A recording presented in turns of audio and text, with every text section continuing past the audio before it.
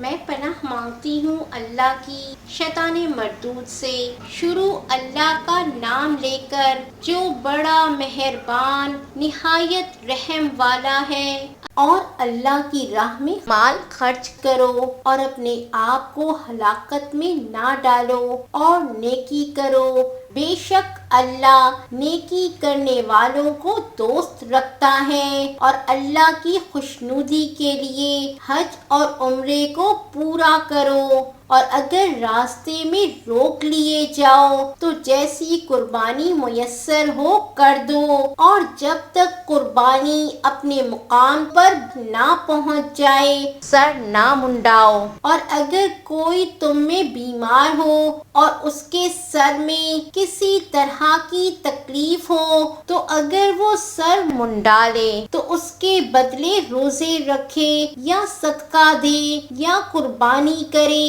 پھر جب تکلیف دور ہو کر تم مطمئن ہو جاؤ تو جو تم میں حج کے وقت تک عمرے سے فائدہ اٹھانا چاہے وہ جیسی قربانی میسر ہو کرے، اور جس کو قربانی نہ ملے وہ 3 روزے ایام حج میں رکھے، اور 7 جب واپس ہو یہ پورے 10 ہوئے۔ یہ حکم اس شخص کے لیے ہے جس کے اہل و عیال مکے میں نہ رہتے ہوں، اور اللہ سے ڈرتے رہو اور جان رکھو کہ اللہ سخت عذاب دینے والا ہے۔ حج کے مہینے معین ہیں جو معلوم ہے، تو جو شخص ان مہینوں میں حج کی نیت کر لے تو حج کے دنوں میں نہ عورتوں سے اختلاط کرے، نہ کوئی برا کام کرے اور نہ کسی سے جھگڑے، اور جو نیک کام تم کرو گے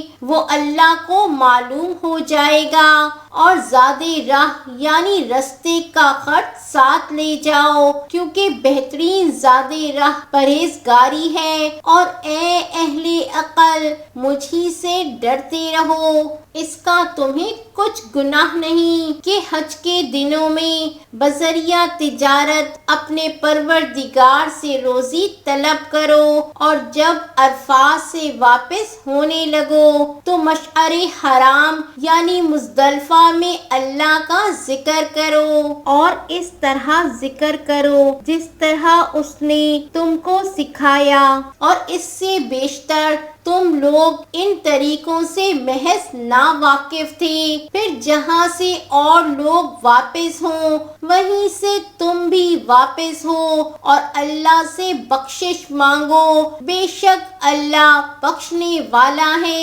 رحمت کرنے والا ہے۔ پھر جب حج کے تمام ارکان پورے کر چکو تو منی میں اللہ کو یاد کرو جس طرح اپنے باپ دادا کو یاد کیا کرتے تھے، بلکہ اس سے بھی زیادہ۔ اور بعض لوگ ایسے ہیں جو اللہ سے التجا کرتے ہیں کہ اے پروردگار ہم کو جو دینا ہے دنیا ہی میں دے دے، اور ایسے لوگوں کا آخرت میں کچھ حصہ نہیں۔ اور بعض ایسے ہیں کہ دعا کرتے ہیں کہ پروردگار ہم کو دنیا میں بھی نعمت عطا فرما اور آخرت میں بھی نعمت بخشیو اور دوزخ کے عذاب سے محفوظ رکھیو۔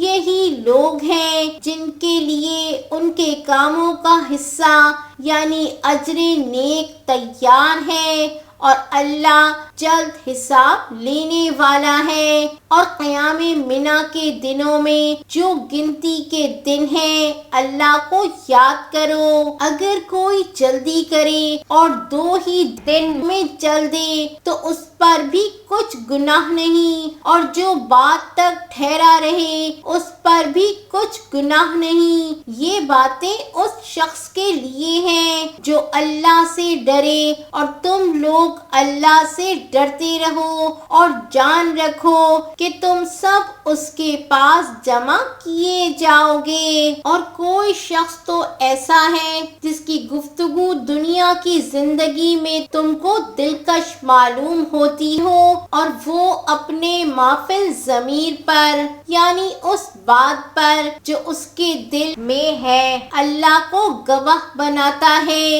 حالانکہ وہ سخت جھگڑالو ہے، اور جب پیٹ پھیر کر چلا جاتا ہے تو زمین میں دوڑتا پھرتا ہے تاکہ اس میں فتنہ انگیزی کرے اور کھیتی کو برباد اور انسانوں اور حیوانوں کی نسل کو نابود کر دے، اور اللہ فتنہ انگیزی کو پسند نہیں کرتا۔ اور جب اس سے کہا جاتا ہے کہ اللہ سے خوف کر تو غرور اس کو گناہ میں پھنسا دیتا ہے، سو اس کو جہنم کافی ہے اور وہ بہت برا ٹھکانہ ہے۔ اور کوئی شخص ایسا ہے کہ اللہ کی خوشنودی حاصل کرنے کے لیے اپنی جان بیچ ڈالتا ہے، اور اللہ بندوں پر بہت مہربان ہے۔ مومنو، اسلام میں پورے داخل ہو جاؤ اور شیطان کے پیچھے نہ چلو، وہ تو تمہارا کھلا دشمن ہے۔ پھر اگر تم احکام روشن پہنچ جانے کے بعد لڑکھڑا جاؤ تو جان رکھو کہ اللہ غالب ہے، حکمت والا ہے۔ کیا یہ لوگ اسی بات کے منتظر ہیں کہ ان پر اللہ کا عذاب بادل کے سائبانوں میں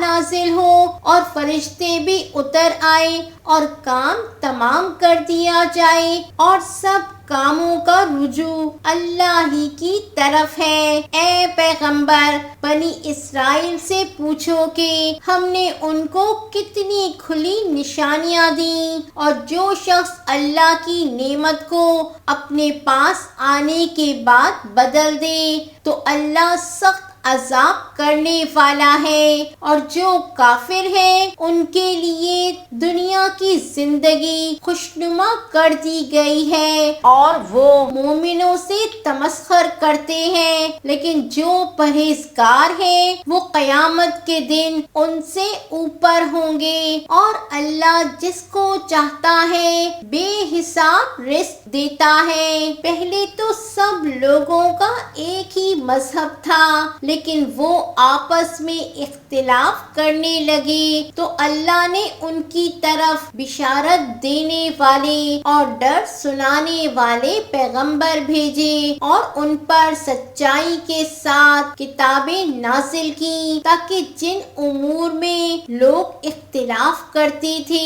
ان کا ان میں فیصلہ کر دے۔ اور اس میں اختلاف بھی انہی لوگوں نے کیا جن کو کتاب دی گئی تھی، باوجود یہ کہ ان کے پاس کھلے ہوئے احکام آ چکے تھے، اور یہ اختلاف انہوں نے صرف آپس کی ضد سے کیا۔ تو جس امر حق میں وہ اختلاف کرتے تھے اللہ نے اپنی مہربانی سے مومنوں کو اس کی راہ دکھا دی، اور اللہ جس کو چاہتا ہے سیدھا رستہ دکھا دیتا ہے۔ کیا تم یہ خیال کرتے ہو کہ یوں ہی بہشت میں داخل ہو جاؤ گے اور ابھی تم کو پہلے لوگوں کی سی مشکلیں تو پیش آئی ہی نہیں؟ ان کو بڑی بڑی سختیاں اور تکلیفیں پہنچی اور وہ صعوبتوں میں ہلا دیے گئے، یہاں تک کہ پیغمبر اور مومن لوگ جو ان کے ساتھ تھے سب پکار اٹھے کہ کب اللہ کی مدد آئے گی۔ دیکھو اللہ کی مدد ان قریب آیا چاہتی ہے۔ اے نبی، لوگ تم سے پوچھتے ہیں کہ اللہ کی راہ میں کس طرح کا مال خرچ کریں، کہہ دو کہ جو چاہو خرچ کرو، لیکن جو مال خرچ کرنا چاہو وہ درجہ بدرجہ اہل استحقاق یعنی ماں باپ کو اور قریب کے رشتہ داروں کو اور یتیموں کو اور محتاجوں کو اور مسافروں کو سب کو دو، اور جو بھلائی تم کرو گے اللہ اس کو جانتا ہے۔ مسلمانوں، تم پر اللہ کے رستے میں لڑنا فرض کر دیا گیا ہے اور وہ تمہیں ناگوار تو ہوگا، مگر عجب نہیں کہ ایک چیز تم کو بری لگے اور وہ تمہارے حق میں بھلی ہو، اور عجب نہیں کہ ایک چیز تم کو بھلی لگے اور وہ تمہارے لیے مضر ہو، اور ان باتوں کو اللہ ہی بہتر جانتا ہے اور تم نہیں جانتے۔ اے پیغمبر، لوگ تم سے عزت والے مہینوں میں لڑائی کرنے کے بارے میں دریافت کرتے ہیں، کہہ دو کہ ان میں لڑنا بڑا گناہ ہے، اور اللہ کی راہ سے روکنا اور اس سے کفر کرنا اور مسجد حرام یعنی خانہ کعبہ میں جانے سے بند کرنا اور اہل مسجد کو اس میں سے نکال دینا،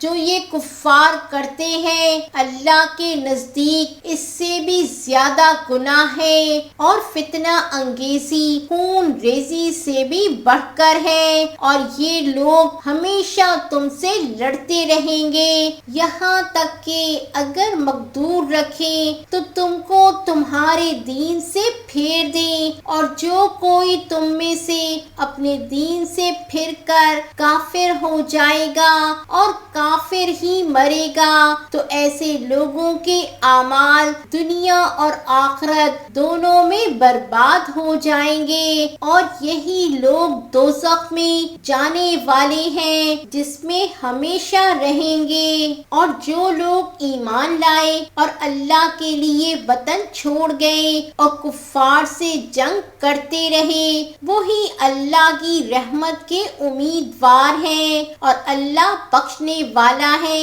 رحمت کرنے والا ہے۔ اے پیغمبر، لوگ تم سے شراب اور جوے کا حکم دریافت کرتے ہیں، کہہ دو کہ ان میں گناہ بڑے ہیں اور لوگوں کے لیے کچھ فائدے بھی ہیں، مگر ان کے گناہ فائدوں سے کہیں زیادہ ہیں، اور یہ بھی تم سے پوچھتے ہیں کہ اللہ کی راہ میں کون سا مال خرچ کریں، کہہ دو کہ جو ضرورت سے زیادہ ہو، اس طرح اللہ تمہارے لیے اپنے احکام کھول کھول کر بیان فرماتا ہے تاکہ تم سوچو، یعنی دنیا اور آخرت کی باتوں میں غور کرو، اور تم سے یتیموں کے بارے میں بھی دریافت کرتے ہیں، کہہ دو کہ ان کی حالت کی اصلاح بہت اچھا کام ہے، اور اگر تم ان سے مل جل کر رہنا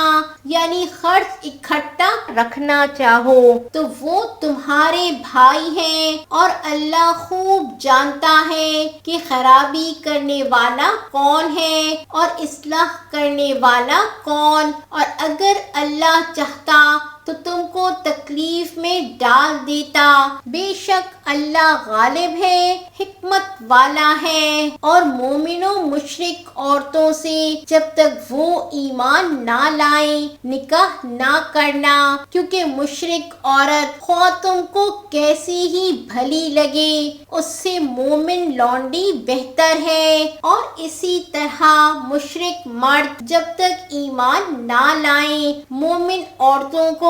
ان کی زوجیت میں نہ دینا، کیونکہ مشرک مرد سے خواہ وہ تم کو کیسا ہی بھلا لگے مومن غلام بہتر ہے۔ یہ مشرک لوگوں کو دوزخ کی طرف بلاتے ہیں، اور اللہ اپنی مہربانی سے بہشت اور بخشش کی طرف بلاتا ہے، اور اپنے حکم لوگوں سے کھول کھول کر بیان کرتا ہے تاکہ نصیحت حاصل کریں۔